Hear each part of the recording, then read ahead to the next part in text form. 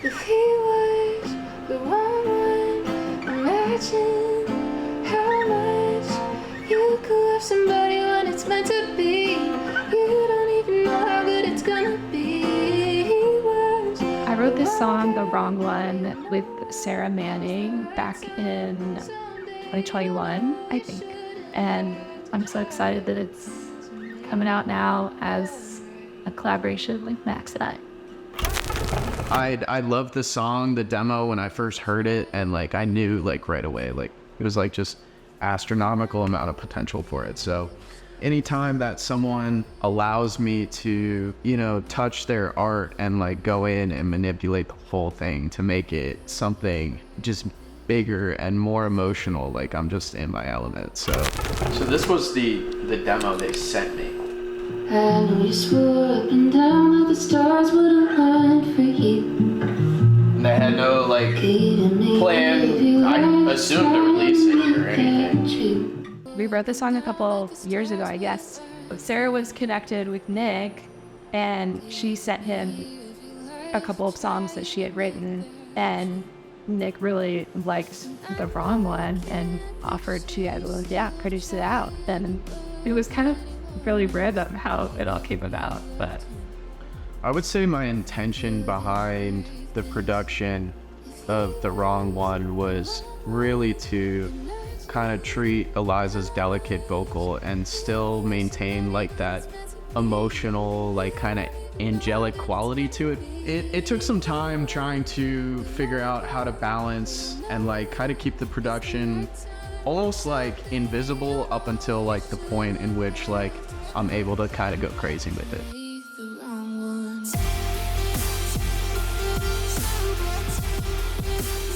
So the main guitar part was Electric Sunburst, which is a software plugin, and kind of this piece here. I wrote it just in MIDI. Usually I'll noodle around on my acoustic or on guitar in general, but sometimes just different ideas come out if I'm using the software for, you know, what it is. So I just wanted a really simple guitar piece to go beneath Eliza's vocal, and when I was using the actual guitar, like it was too complicated and just kind of overdid her vocal, so I came up with that.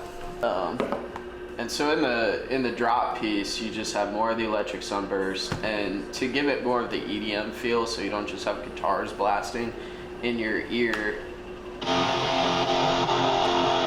layer it usually with some software synths, so you get this underneath, and then I'll do more kind of a lead instrument, and then all together you get.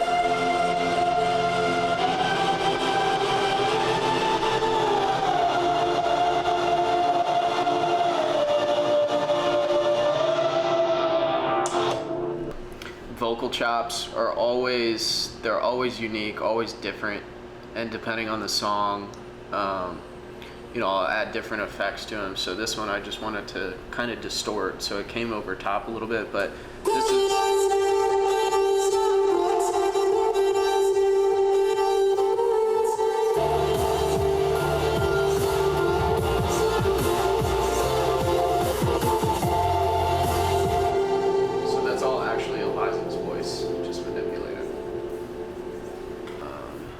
So this part that comes into the chorus kind of build up, you have this in the background, and this is actually me on the snare drum here.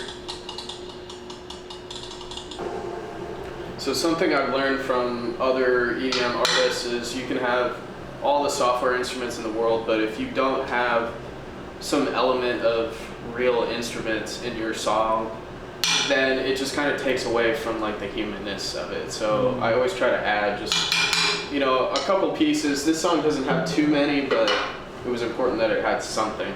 So when I'm doing like the verse drum parts, it's easier for me to just record it as if I were actually playing it. So I get some of the like just human touches that just come on, you know, come off the fly.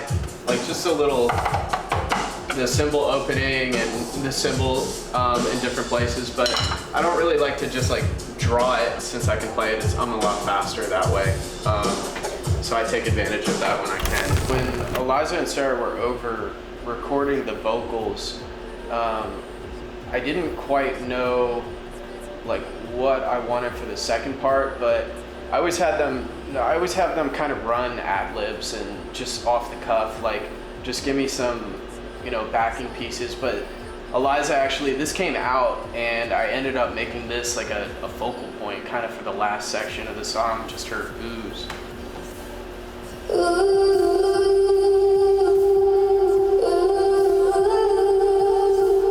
And I actually left in this little part where we had the tape rolling on the vocal that you'll probably never even know it's in the song, but it's me and her just kind of talking in the background. She was asking me what do you want to hear? What do you want me to sing? And so I left this in.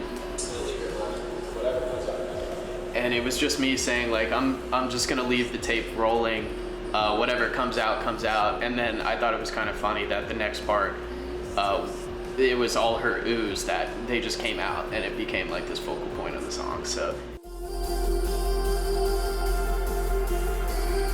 thankful for the girls letting me kind of do my thing with the song. You know, I don't take it for granted, and I feel super privileged, and you know, it's just a wonderful collaboration, like just to have music out in the world and, you know, see different artists get together and make something that, you know, nobody's heard before. So